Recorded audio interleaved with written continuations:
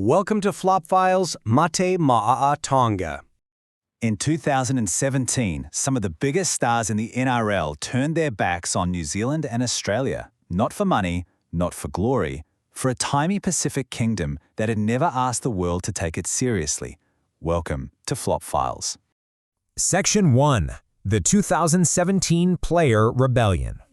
So to really wrap our heads around the sheer magnitude of this story, we got to look at the exact moment that turned the international rugby league world completely upside down. You see, the established old guard, Australia, New Zealand, England, they were about to get shattered.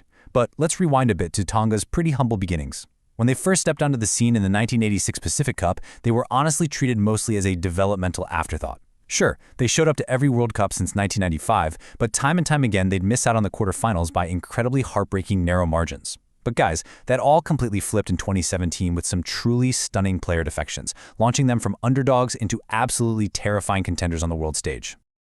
Now, the whole foundation of this revolution, it all comes down to a massive, sleeping giant of a talent pool. Get this, Pacific athletes make up a staggering 52% of the NRL, over half the league. And keep in mind, they account for less than 1% of the Australian population. That is an insane concentration of sheer athletic skill. But for the longest time, the absolute best of these players were just sort of funneled straight into the top-tier nations. So it begs the question, what happens if they all just decided to go home? To really grasp the stakes here, you have to understand the massive, massive disparity between international tiers. On one side of the coin, you've got your Tier 1 nations, Australia, New Zealand, England. We're talking state-of-the-art, high-performance facilities, maximum funding, and of course, massive monetary rewards. On the flip side, Tier 2 nations like Tonga. They've been chronically under-resourced and frankly drastically underpaid. So choosing to play for a Tier 2 nation literally means taking a massive pay cut and leaving all those world-class resources in the rearview mirror. It is a huge sacrifice. And the crucial turning point? It actually came in a pretty unexpected way. A phone call from absolute powerhouse Jason Taumalolo to coach Christian Wolff. This was right on the back of his club's end-of-season Mad Monday celebrations. Now, at first, Wolff thought Taumalolo was maybe just a little bit tipsy, but no, Taumalolo was dead serious. He, along with other massive names in the sport like Andrew Fifita, David Fusitoa, and Sio Suatakiaho, officially lit the spark of a revolution. They chose their heritage over convenience, and honestly, the rest is history. Section 2. Die for Tonga. So you might be wondering, why did they do it? What could possibly pull these NRL superstars away from guaranteed success, shiny facilities, and incredibly lucrative contracts? Well, the answer is right there in the name. Mate Ma'a Tonga. It literally translates to die for Tonga. And listen, this isn't just some catchy sports slogan to slap on a t-shirt. It actually originates from King George Tupui I, and it represents this deeply held belief that everything Tongans do is for their people, their nation, and for God. Putting on that crimson-red jersey, it carries a spiritual and emotional weight that you just can't put a price tag on. If we look at this through the academic concept known as VA, things get even clearer. From a cultural perspective, you see, Pacifica athletes are highly relational beings. They are inextricably intertwined in these massive, collective networks of family, their environment, and time itself. For them, a career is never just about getting individual glory. It's an extension of their tatua, which means their service to the collective whole. So when these guys made the switch, it wasn't just a career move. It was this deeply emotional, powerful return to their ancestral fanwa, or land. Section 3. Slaying the Giants. Empowered by that rich heritage, Tonga literally transformed overnight.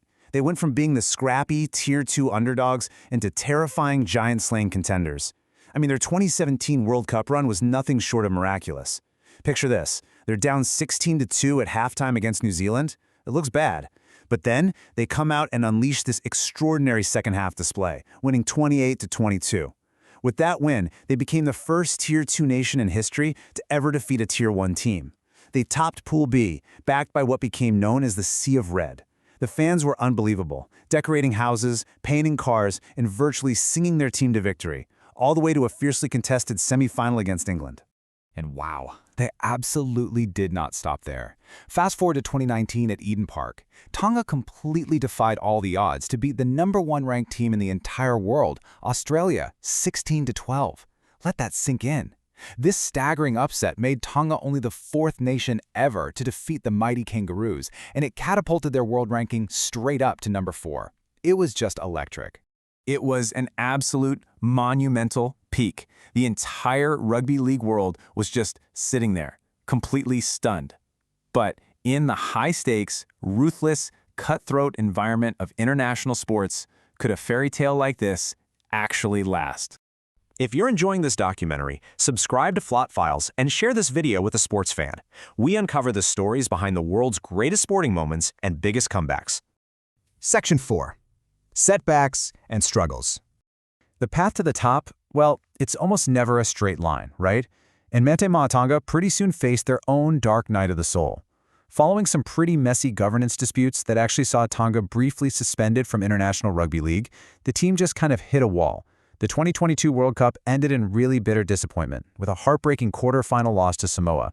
And then it got worse during the 2023 England tour, where they were soundly beaten 3-0.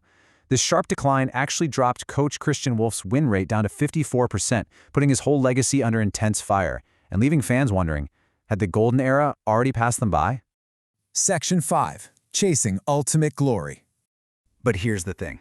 You can never, ever count out a movement built on such fierce pride. Right now, we're witnessing a really powerful resurgence as the team maps a hopeful path forward. And honestly, it all starts with Jason Taumalolo. Having just recently reached his 300th NRL game, he absolutely remains the heartbeat of this team. His initial, bold sacrifice all those years ago, it is still sending shockwaves through the sport today.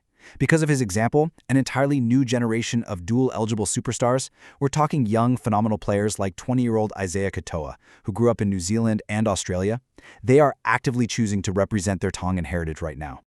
Looking ahead to the 2026 World Cup, Tonga has shown the world that they are right back in the fight.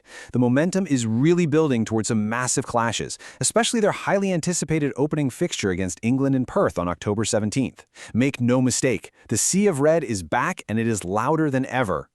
Mate Ma'a Tonga means die for Tonga, and in 2017, a group of NRL superstars proved they meant it. Nearly a decade later, that same movement is heading into the 2026 World Cup, still chasing the one thing that's eluded them, going all the way. Thanks for watching Flop Files.